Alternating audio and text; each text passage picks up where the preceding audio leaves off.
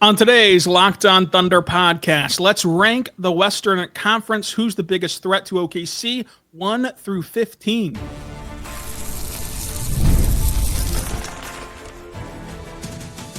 You are Locked On Thunder, your daily Oklahoma City Thunder podcast. Part of the Locked On Podcast Network, your team every day.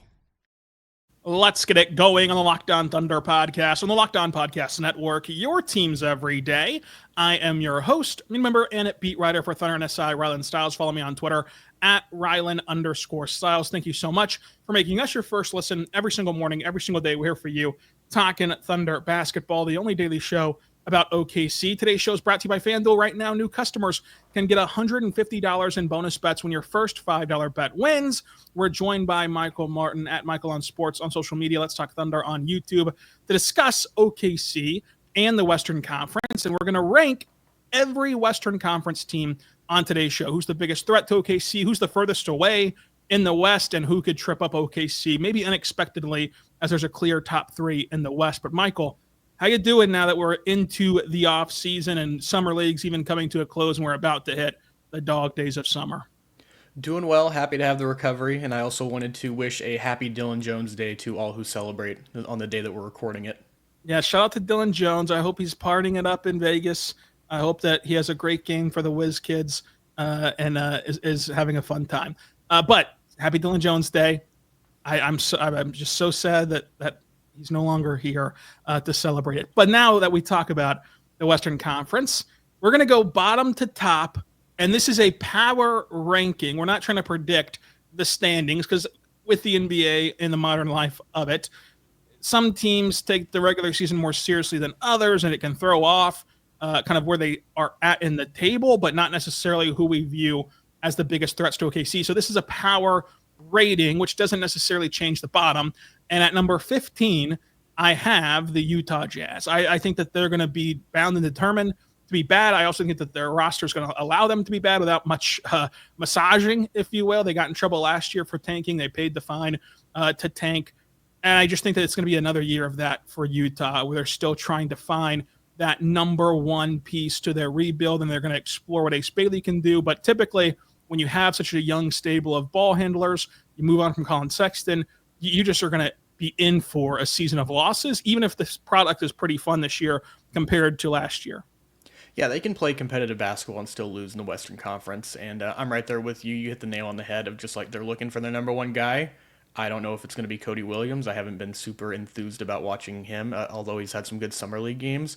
Ace Bailey, we're going to have to wait and see. Summer League is just sort of in between upside down world where we don't know what's real going on there either. So I think it's going to be yet another year of sort of discovery out of the wilderness for the Utah Jazz. Number 14, I think, is a option where we could have our first disagreement. But I have the New Orleans Pelicans below the Phoenix Suns, who are like really bad. But the Pelicans, to me, they've like accumulated this roster that doesn't necessarily fit together. This roster that like isn't complementary of one another. They have the injury stuff that you always have to be worried about with Zion, and Murray is out, of course. And like they just have this weird roster that I don't see how it fits together while having talented players. Like I do think that Trey Murphy and that Herb Jones and these guys are talented. When it comes to actually winning games in the regular season and being threats in the West, I just don't value them at all. Yeah, I've got them in the same spot. Show me healthy Zion, and if they have him healthy, then I'll boost him up a couple numbers, but I don't believe that's going to happen. This Pelicans team just has a rare quality of being able to find whatever banana peels are on the floor and then slip on it. Even if it's just directly out of their path and out of their way, they're going to figure out how to do it. Like you mentioned, Trey Murphy is a guy I like. I like Jeremiah Fears. Derek Queen, I think, is going to be really interesting. But this team just really has no North Star in terms of what they're pursuing. I don't know if they are trying to rebuild or if they're trying to compete. They're sort of just happy to be here sort of team. And I think that's something that winds up putting you back in your place around 14. Yeah, it's going to be a very tough year for our guy, Jake Madison at Locked On Pelicans. But he does a great show, regardless of how good or bad the team is. I love Jake. Jake's awesome. Go listen to Locked On Pelicans. Number 13, I have the Phoenix Suns at 13. And it's between them and the Kings for me. Like that would be like the tier where I'm just not at all excited to watch these teams. I love Jalen Green. I predicted before the draft of his that he would be a 2-time scoring champion. I was wrong. Hand up. I was wrong. There's still time. On Jalen Green. There is still time. He's still going to be scoring that rock, but it's another roster that doesn't make a ton of sense to me, and that is, I think, a more fun roster to watch than New Orleans. But the fun meter of watching Jalen Green and Devin Booker try to get buckets doesn't allow them to win a ton of games. I do think that Dylan Brooks is a nice presence for them to kind of try to edge out the Pelicans and edge out some of these teams in the win column. I do think that they've revamped their center rotation, obviously, but still a not inspiring team, and they're at 13 for me. Yeah, I've got them in the same spot. We'll disagree at some point, but they're going nowhere fast. Devin Booker is an elite player, top 10, 15 guy. At one point was a top 5 guy, at least in my book, a few years ago. And I think that he's still a really solid player, really good player, but he is not the floor raiser that he needs to be to raise this team up. It's just not really that talented. They have some potential. They have Malawach. They have Mark Williams. They have some other guys who I think it's like worth a swing on. Even Jalen Green, like why not? His contract's not the best, but like I mentioned, the Suns aren't really going anywhere. So I think that the Suns are going to come out trying to win early, and reality is going to pretty quickly slap them in the face of like where you are in the West, and that's going to be towards the bottom. Towards the bottom. And then the last team that I'm not interested in talking about, and not like, I don't think that they're going to be a team to be reckoned with this season, is the Sacramento Kings. And I feel once again really bad for Matt George, Locked On Kings, who does an excellent show and deserves to cover a good team. And I was so happy for him in the Beam Team year. And it just all came crashing down all at once on Sacramento, to where now, I mean, you look around and I think that they were probably the furthest away of getting back to a point of like relevancy, much less a point of contention. I'm just not a big Kings guy, but the reason I do have them power ranked ahead of teams who I do think are closer to getting back to relevancy is because for this season, the roster that they have, I think, will lead to more wins than what the Suns and Pelicans and Jazz have, but it's still not good. I don't even think that they'll really be in play-in contention, which is saying a lot, because whenever you allow 10 teams to make the postseason, if you can't be within striking distance of the play-in, you're a pretty bad team, and I don't know how threatening the Kings will be even to the 10th seed. So I have the Kings 11, so I'll hit on them and then go back to my 12 team. I'm not super interested in the Kings either. The only reason I have them up one spot is I just trust the idea of Sabonis as a regular season floor raiser, of he'll just get you some wins even if you don't deserve them. The rest of the team I don't really like, but they're just solid. They're boring. They're going to win some games, but they're not a super interesting team. And the team I have them above is the Portland Trailblazers, who are very interesting, but I think their young guys are not ready yet necessarily to take that leap. They have some good veterans around them with guys like Jeremy Grant and Drew Holiday, but I think that their ceiling and as far as they're gonna go is going to be determined by their younger guys, and guys like Scoot Henderson, Shaedon Sharpe, Tamani Kamara. I don't know if they're ready for that, although I would bet on them going forward in the future and seasons beyond. Yeah, I think that this is the first time that we can track. I mean, it's a very low leverage track, but let's see who's better than the Kings and the Blazers, because I look at what the Blazers did after the turn of the calendar year and how desperate that they are to win games in the regular season and be fun. And right now, I look at their young core of like Scoot Henderson. They also drafted Caleb Love. I mean, that's an interesting guy. But they still have Jeremy Grant and Drew Holiday. We're not sure like what the veterans will look like on this team. But I do love Hanson. I do love Shaedon Sharpe. And I love Donovan Clingan. And I think that with Kamara, like they're going to be a team capable of winning regular season games and being a team who just wins games by a product of teams not caring about going into Portland, and then they get upset, they get shocked a little bit by how much that the Pelicans, Pacers, and Portland, they do care. The Portland Trailblazers do care about trying to win these games. So that's what edged them up to me. But you make a good point about the Kings having a floor raiser, and the Trailblazers, like they could theoretically bottom out because they don't have the guy who like for sure will help them win. I'm just betting on the young guys wanting to win so bad, and in a big way in the modern NBA, just the want to can get you some wins sometimes. So I think that they're going to hardly edge out Sacramento. Yeah, I hope you're right, because I think Portland's going to be a much more fun team pushing for that play-in sort of potential. I'd say sort of similar to your point of them winning on defense, I think they could be a very much a discount version of the Rockets from the last couple of years in that, where they're going to play defense, they're going to play really hard. They don't necessarily have the number one guy, but they're going to make life tough on you because they're just hard to score on. But yeah, I still think that they're sort of a little bit lost of like, if they go into this season and they believe Jeremy Grant's the number one option, then yeah, I'm putting them below the Kings. But if they find somebody, whether it is Sharp, Scoot, whoever, then I'm going to be a little bit higher on them. But it's going to be really interesting to see because both of those organizations, being the Kings and the Blazers, are both desperate to win. Coming up, we're going to get into the play-in. We're going to get to the playoffs. Who actually can threaten OKC in the postseason as potential matchups for the Thunder? All coming up. But first, I want to say right now, my good friends over at FanDuel, go check out FanDuel today because FanDuel is awesome. Summer sports are in full swing. Whether you're all about baseball under the lights, golf on the greens, or high-stakes soccer action, FanDuel is the best way to make every game even more exciting. You're already following the action. Why not make it a little bit more thrilling? With FanDuel, you can get in on the game with your friends and keep track of your bets on your favorite matchups. The app keeps it fresh with new daily promotions and fun ways to bet. It's easy to use, fast to pay out, and even makes regular season games feel like must-watch events. If you're new to FanDuel, new customers can bet just $5 and get $150 in bonus bets if your first bet wins. Open the FanDuel app today or go to FanDuel.com to get started. And if you only care about the NBA, not only can you bet on Summer League, you can also bet on future odds like the Thunder repeating as champs at plus 260, the odds on favorites to win the NBA title. You can also bet on regular season win totals like we're talking about today, or awards where SGA is second in the MVP odds behind Jokic at plus 280. Go check it out today at FanDuel.com. We're back on the Lockdown Thunder podcast on the Lockdown Podcast Network, your teams every day, talking about the Western Conference standings, our power rankings, number 1, a way too early rankings with Michael Martin. Let's Talk Thunder on YouTube at Michael on Sports. Number 10 to me is where we could have a disagreement, and we've only had one so far, and we're going to track Portland versus the Kings.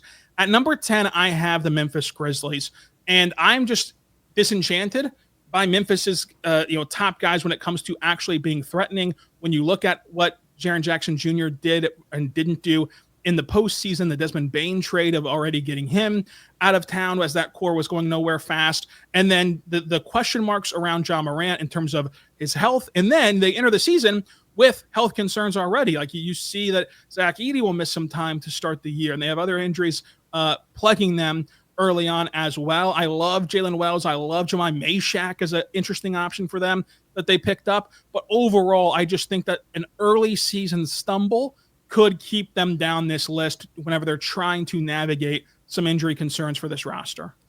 Yeah, similarly, I had the Mavericks in that spot because of, I don't know when Kyrie's going to be back. Anthony Davis, injury risk. You can just mark that on the calendar. Sorry to him, but he's just going to miss some games. End of story. You have Klay Thompson, who's really, really aging. You just have two completely different rosters in terms of some of the young guys and all these older guys. Lively's had his injuries here and there, and I'm really interested to see how this team sort of fits together. D'Angelo Russell's on this roster, too. I forgot about that. Of, like, how can they maximize Cooper Flag and try to win? Because a lot of these pieces individually look good, but I don't think they mesh together at all. Whereas the Grizzlies, like you mentioned, low ceiling, but I at least know what I'm going to get from them on most nights, especially if Ja is relatively healthy like he has been in the last couple of years. If we get a even more healthy Ja season, I like that. I like guys like Jalen Wells, like you mentioned. Gigi Jackson's really interesting. Jaren Jackson. So I think that the Grizzlies are once again going to be a team that makes you work, but they're not going to beat any really good teams, sort of like last year.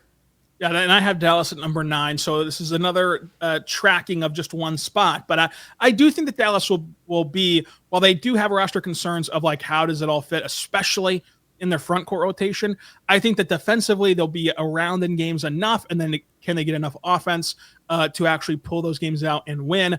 I have them slightly above Memphis, but not a massive disagreement. Obviously, just one spot. And then number 8.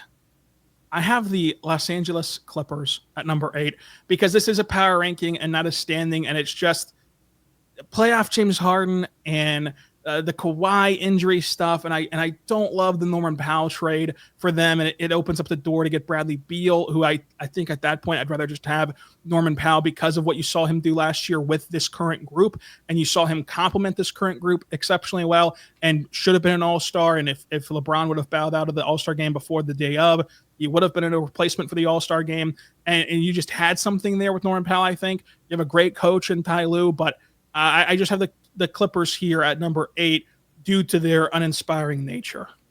I'm a little bit higher on the Clippers. I like that deal for Norman Powell just because I'm translating that as potentially Bradley Beal and John Collins for Norman Powell. And Norman Powell hasn't been exactly the great playoff performer either. And if you can get Bradley Beal as a sixth man, I sort of like that on a low deal. I like the Brook Lopez signing. I like some of the things that they've done. Ty Lue's a really good coach, but I can see why you'd be skeptical. In that spot, I have completely opposite, a very young team. I have the San Antonio Spurs. We're assuming that Wemby is going to be healthy. He's not going to have any of these blood clot issues. But I think that they're similar to the Blazers, as I mentioned earlier, of it's a matter of how far their young guys can take them. I think that this roster is incredibly talented with Fox, Wemby, Steph Castle. I'm interested to see what Dylan Harper looks like. But I just don't know if they're ready to take that next step yet. And their coach in particular, I have a few questions about him as well. But overall, this team's going to be really fun. They're going to be really dynamic. I think that they just have a lower floor than a lot of these other teams that we're talking about, but maybe a potentially higher ceiling. Yeah, I have the Spurs at number 7 because of just my bet on their core. I think if you give me a healthy Wemby season, and I love Carter Bryant, and I think that Dylan Harper has shown you what he can do a little bit in the summer league. Steph Castle just won Rookie of the Year, and they're not going to go for a three-peat because, like, Cooper Flagg, as long as he plays, will win Rookie of the Year. But Dylan Harper is right there. If Cooper Flagg didn't reclassify, he would have been the consensus pick for Rookie of the Year. To give them a three-peat, that's how good that their core is. Plus the De'Aaron Fox move, which I think is, inspiring for the purpose of like this season and winning games. And then you still have some veterans to help aid you in that process, along with Devin Vassell, along with guys like Jeremy Sohan, to where I do like the Spurs just slightly more than the Clippers. And so now we've gone through 7 teams and we have very little disagreement, just kind of swapping spots, but it is going to be fun to see who ends up getting the narrow edge. And then you get into teams who I think starting at 6 can at least be formidable against OKC and can at least threaten OKC a little bit to a lot of it as you get closer to number 1 with the Thunder. So at number 6, who do you have at that spot?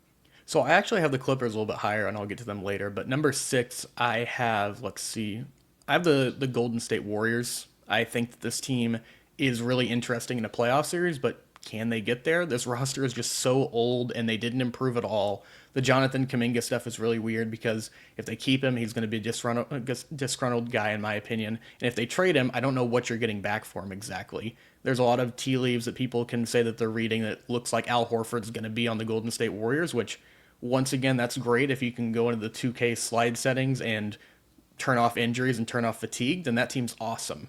Or if that team was a few years ago. But for right now, I just don't know if they can keep up with some of the youth around the Western Conference, like this Thunder team. We know that the Warriors in the past have played this Thunder team close because they also like to move the ball. They're very multiple on defense. But overall, I think that this Warriors team is one Steph injury away for like 20 or so games from really derailing their season. So I wouldn't make them a high priority in terms of threats. Yeah, I think that's the perfect spot for the Warriors. I also have them at number 6 because of all that you mentioned. If you can get them to the playoffs healthy and promise a healthy playoff run, then I think that 6 is a very proper rating. And then if you know that if you take away 1 or 2 of their pieces, they obviously plummet down this list a little bit due to their lack of depth. But I think that you've hit the nail on the head. So to reset this, I have 6 Warriors, 7 Spurs, 8 Clippers, 9 Dallas, 10 Memphis. What's your 6 through 10? We have Warriors. I think it was Grizzlies, Spurs, Mavs, Kings, Blazers, Suns, Pelicans, Jazz.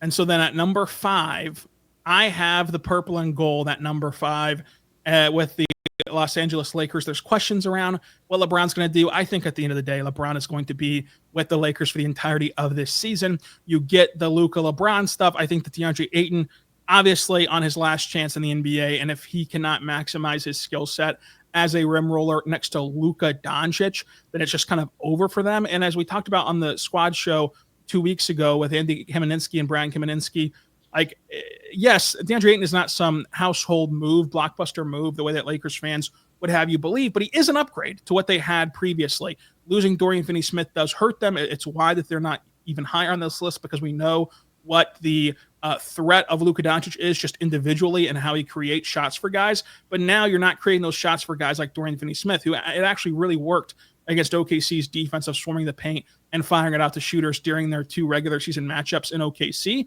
So I just think that the Lakers are interesting. They are a threatening team because of the top end talent, but I do have questions about the rest of their roster to place them at number 5. Yeah, I have them at number 5 as well, and the case for them is Luka Doncic, and that's about it, because I'm looking around at them, and this roster isn't super inspiring. DeAndre Ayton is an upgrade over Jackson Hayes, which was not a super difficult acquisition to make in terms of getting a guy better than him. But my major thing is just this season could go in a lot of different ways for the Lakers and could be really chaotic in terms of what we're talking about with LeBron, of him wanting a trade, wanting out, or what that looks like. Because having a disgruntled LeBron, he knows how to make things uncomfortable, and that's not going to be fun for still a young head coach in JJ Redick. And even if they do trade him, what are they getting back? So really having them as high as 5 is just a testament for how much I respect Luka Doncic as a superstar player. Now, coming up, we still have our top 4 to get to, and I think 2 of the top 4 can beat OKC. So let's talk about who's the biggest threat to the Thunder coming up. But first, I want to say right now, but good friends over at Hungry Root, go check out Hungry Root today. Because let's be honest, meal planning, grocery shopping can be overwhelming between your busy schedules, between picky eaters in your family and trying to eat healthier. It's just a lot to maintain. And that's why I love Hungry Root. They take the stress out of planning and filling your cart with your personalized grocery and meal options based on what you like and what you need. So Hungry Root uses their smart cart technology to recommend groceries, recipes, and even supplements tailored to your preferences, whether you're dairy-free, gluten-free, you're focusing on gut health, or just trying to eat better overall. Hungry Root has you covered. Go check them out today, because whether you are just someone who has only you to look after and it's just one less thing that you have to worry about, or you're a family and you're pulled in multiple different directions with multiple different needs, they can help ease that burden as well. So they're great for everybody with Hungry Root. Take advantage of this exclusive offer for a limited time. Get 40% off your first box plus a free item for life. Go to hungryroot.com/LockedOnNBA or just use code LockedOnNBA. That's hungryroot.com/LockedOnNBA, code LockedOnNBA for 40% off your first box and a free item of your choice for life. We're back on the Locked On Thunder podcast on the Locked On Podcast Network, your teams every day. We've gotten to the top 4 of the West. So far, we have the Lakers at 5, Warriors, Spurs, Clippers, Dallas, Memphis, Portland, Kings, Suns, Pelicans, and Jazz all accounted for. That leaves the top 4, and I think the number 4 is pretty set in stone to be. I'd be pretty shocked if you didn't have the Minnesota Timberwolves at number 4. I think that they're still a good team. I am very much lower on them now that they've lost Gilgeous-Alexander Walker, and I didn't love what you saw from Julius Randle in the playoffs and the fit with him next to Anthony Edwards, and I do wonder how formidable that duo can be. I think that Anthony Edwards is going to be an electrifying player even in the playoffs, despite what he showed in the West Finals, but getting there 2 straight years is awesome for him. Rudy Gobert's rim protection is awesome, but there's playoff questions there as well with what he can do come playoff time. Keeping Naz Reid is a big deal for Minnesota, but losing Gilgeous-Alexander Walker, you're putting a lot of stress on Terrence Shannon Jr., who has shown flashes of being a really excellent defender and filling in for Gilgeous-Alexander Walker, but that variable is enough to me to have them drop to number 4 compared to a top 3 threat in the West. So we are going to disagree, because I have them as a top 3. This is where I have the Clippers, actually, after we talked about them earlier. For all the reasons I mentioned, I just like a lot of the pieces on their roster of being a competitive team. I don't think I'd pick them to beat the Thunder because of a lot of the reasons we mentioned, like Kawhi's injury history, James Harden in the playoffs. But I think that a guy like Ty Lue would really make you work for that. I think that Zubac is a really good matchup for this Thunder team in terms of like making them work on the glass and things like that. But as far as the Wolves, I completely agree. It's as far as Anthony Edwards takes them, sort of how he evolves as a player. Gilgeous-Alexander Walker definitely is a big loss, but I feel like they're trying to rebuild him in the aggregate with guys like you mentioned, like Terrence Shannon Jr. And then I'm really interested to see what it looks like if we see any more Rob Dillingham this year, because they took a big swing on him, I think trading 2 first-round picks. And Mike Conley right now is just not going to move the needle enough for them. So I think that Rob Dillingham is going to be a major piece, but I have them 3. So then, where do you have the Houston Rockets? Oh, well, if we're talking, I thought that I have the Houston Rockets 2. Okay, so you just didn't rank the Thunder. Yeah, and we're doing threats to them. Yeah. Right. So I was doing a power ranking of the. Oh, I see. NBA. So I have the Thunder at 1. Okay, that makes more sense now. So we're still in line with what we're at. So then the Houston Rockets are my 3 because I did put the Thunder at the number 1 spot. So the Houston Rockets are at 3 for me because of the variables. I like what they've done, and I think that they've shown you that they can, for all the concerns about KD, they've shown you that they can do a similar thing to what the Thunder did with Caruso of just kind of protecting him throughout the regular season because this Rockets team's good enough clearly to win in the regular season. They're the 2 seed last year. So protecting KD and getting him to the end is a big deal. I love the Dorian Finney-Smith addition for them. I think that this is still a guy that shoots 45% from 3 and is an awesome catch and shoot shooter in the corners. And now you put him in a situation where he's not tasked with being even close to your number 1 point of attack defender, which elevates his defense at his current age and current status in the league. To where Dorian Finney-Smith becomes a bigger deal. I think that it's easier now to fit Jabari Smith and to fit this team now that you have Jalen Green out of the picture. As much as I love Jalen Green, he just was not a fit in Houston. And so I think that it's good for both parties to see Jalen Green now playing in Phoenix. But I do think that the variables of KD's health and just the Şengün stuff in the playoffs put them below Denver for me, who's obviously my number 2. But where are you at on Houston? Yeah, I'd have them below Denver as well. I like a lot of the pieces on their roster. They're very deep. I like Ime Udoka as a coach. I think he does a lot of really interesting things that sort of threaten this Thunder team in terms of like their rhythm and things like that. But my biggest concern with them is Durant misses a lot of games. Hopefully they can insulate him, like you mentioned with AC, like the Thunder. But other than that, I really have my doubts about their ball handling outside of Van Vliet and Durant and shot creation because a lot of those guys otherwise, like Amen Thompson, can create a little bit, can't shoot. That's a little bit of a different threat. And then a lot of the other guys can shoot, but they can't take you off the dribble at all. And I think that could be semi-problematic for them as the season goes on, and especially in the playoffs.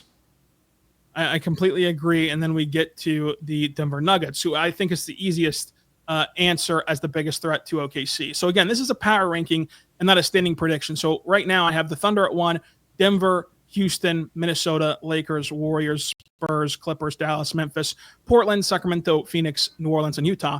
And I do have Denver at 2. I don't know if they're going to be this 2 seed in the West because of what Denver typically does in the regular season. But I do think that they're the second biggest contender to knock off the Thunder. If you told me right now that the Thunder do not get back to the finals and I had to guess what the reason why would be, I would guess the Denver Nuggets because they have the best player in the world, Nikola Jokic, or the second best player. Like they have the best player in the world, in my opinion, in Nikola Jokic. I know that Thunder fans get mad at that because they think that Shea's the best player in the world. But either way you slice it, Nikola Jokic is a system unto himself. And he's a guy that obviously took the Thunder to the brink almost by himself with a very, very, very bad roster once you got to the end of that series with all the injuries that they had of Michael Porter Jr. just not being relevant in that series due to injury, of Aaron Gordon being hobbled at the Game 7, which was so important for them. And then you saw the Jamal Murray sickness that he had to deal with.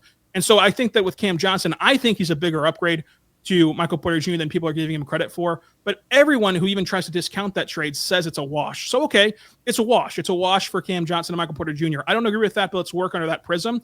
You've also added in Tim Hardaway Jr., who's a threat playing next to Jokic, and I think could have one of his better years with the playmaking of Jokic. And then you also got back Bruce Brown, who I think is awesome for this team because we talk about role players playing better when they're comfortable, and there's no more comfortable spot for Bruce than next to Jokic.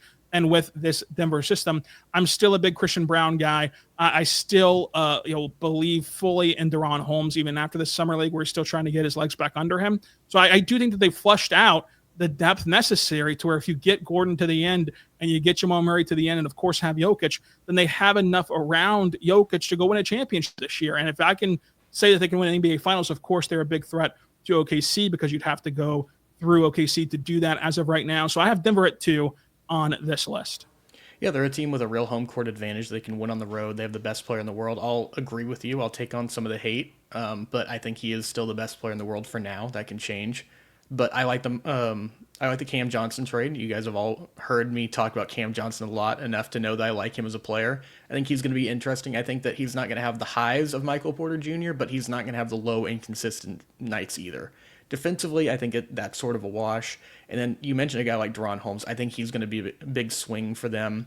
But Jokic just on his own is a matchup nightmare. And then one factor, or a couple factors I'd be looking at, is year 2 of David Adelman running the show and really having his teeth synced into this roster, having a whole offseason to prep.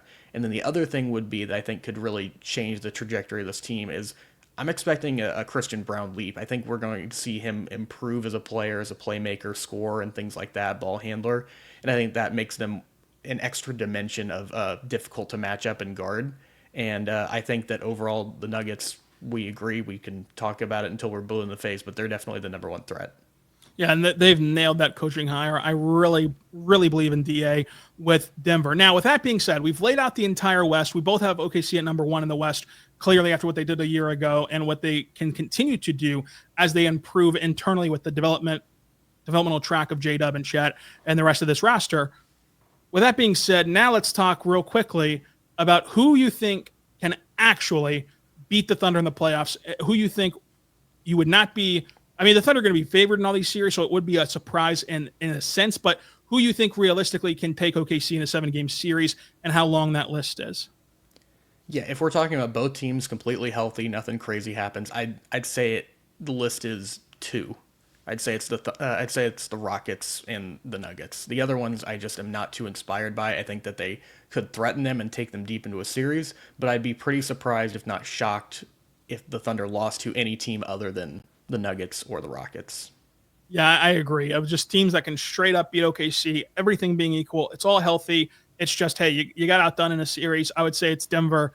And then Houston, if Houston has everything work out for them as well. Houston, they do have more variables than Denver. It's why they're lower on my list than Denver. But I still think that they're capable of beating OKC. They also had an interesting matchup, and I think that Stiles makes fights. And you saw the stylistic play of Denver give OKC fits despite all their flaws. And you saw Houston, despite being a team that I don't think would have beaten the Thunder in the playoffs last year, being a team that did give the Thunder some hiccups throughout the regular season. And so I do think that they're worthy of being a team that could beat the Thunder in the playoffs.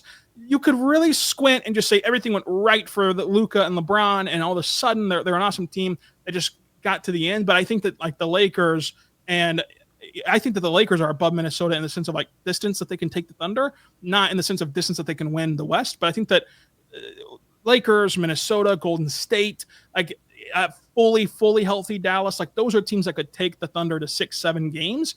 But I don't think that they could actually win this series. Who actually wins a Game 7 against OKC, which you imagine would be in the Paycom Center under this pretense? I think it's just 2 teams, and maybe even 1.5 teams of just Denver. And then, yeah, in a 1-game sample size, Houston could win a Game 7, but Denver has a legitimate chance to do it. So that's kind of where I'm at with the West, and that's an interesting spot to be in if you're OKC, to look at the West, and despite being how tough it is, you're really only concerned about 2 teams if you get the health required to go back-to-back. Yeah, it's interesting, but things can always change. I mean, think about where we were a year ago, and we were talking about the 2 biggest threats were Denver and Dallas. And instantly that Dallas thing just ended midway through the season, so not instantly. But things can really, really change, as we saw with all the injuries in the playoffs, with Halliburton, with Dame, with Tatum. So I think that it would be number 1 with a bullet that we would have the Nuggets there and then the Rockets at 2. But things can change, weird trades can happen. But it is interesting to sort of have your eye on the few teams that are really going to threaten you in the West. But I don't think the Thunder view it that way. They're just going to be working on themselves throughout the regular season, and then once they get to the playoffs and then face off against those teams, then they'll deal with it then. Yeah, and I think that if the Thunder can navigate their way through the West, they'll once again almost breathe a sigh of relief in the finals of just the Pacers were an awesome team, and they had an awesome run. But you look at how they took them to 7 games and they still won the title. You look out West, you look out East this season, and on paper right now, it's the Cavs could do it. The Knicks could do it. And then you got to really stretch. I mean, people are in love with Atlanta, and I love Atlanta's offseason. But if you're talking about a Thunder Hawks title, I think that you'd lean heavily, just as heavily as you did for the Pacers series, in OKC's favor. And then the Hawks could be a formidable team to push them like the Pacers did, but ultimately still lose that series, to where it is most important to get to the end and to get through the Western Conference still. And so there is still a question about how Cleveland translates to the playoffs and how New York could match up with this Thunder team for a 7-game series, and Atlanta could match up with this Thunder team for a 7-game series in Orlando. Those are the oppositions out East, where if they can find a way to navigate through this West, they have the best chance at repeating since the Warriors did it the last time in the NBA, with all the unique winners that we've seen. I think that the biggest thing for the Thunder in the regular season is they have to really, really hope that this thing goes chalk, and that the Thunder are the number 1 seed in the West, and that Denver doesn't mess around. They're the 3 seed or the 2 seed, and Houston is the 3 seed or the 2 seed. That way you avoid them until the finals and only have to play one of them. If they can get that draw, you feel really good. But we've seen Denver in the regular season before underperform a little bit and be on the same side of OKC's bracket like they were this year. That's where you can get into dicey territory, because having to go through 2 of them after playing to the last possible date of the NBA calendar would be very, very tough for OKC, I think. Yeah, the number 1 seed is going to be really important. And I had some stats out for this about teams to get the 1 seed in their conference the year after winning the title since 2000. It's only been done 5 times ever since 2000. 6 if you include the Nuggets a couple years ago whenever they tied with the Thunder and the Wolves in that weird 3-way tie thing. But it'd be the Warriors in 15, 17, and 18, the Lakers in 09, and the Spurs in 2005. So it would be sort of a historic thing for the Thunder to do that. It's sort of not an anomaly, but it's not very often. So I would say don't be super, super shocked if you see a team like the Rockets really prioritize the regular season. Injuries can happen, weird stuff like that. And also the other stat that I had was teams to get the 1 seed in the West in back-to-back seasons since 2000. The Thunder have done it the last 2 seasons. The Warriors in 14, 15, and 16, the Spurs in 10 and 11, and the Lakers in 07, 08, and 09. So there is a little bit more historical precedence on that, but this would be the second time ever since 2000 that if the Thunder get the 1 seed that a team has gone chalk 3 years in a row out west at number 1. So don't be surprised, I guess, if that doesn't happen, but definitely that's what the Thunder want to see, is they want to see it chalk. Like you mentioned, you don't want to play more than one of those teams if you don't have to. You want to have them beat each other up. But overall, I'm very optimistic about this Thunder regular season. They could win a few less games and still overall be better, but I don't want that to be a reason for fans to freak out. Yeah, we'll for sure spend the summer talking about what the regular season looks like for this team after winning a title and playing deep into June. And that'll be very fun to see how they manage this regular season. That could lead to maybe a different record than you would think that they should have on paper. But go check out Let's Talk Thunder on YouTube, a great video up on Alex Caruso being the X factor for the Thunder's championship run. You can go check that out. Let's Talk Thunder. Subscribe to Locked On Thunder and Let's Talk Thunder. And until tomorrow, be good and be good to one another.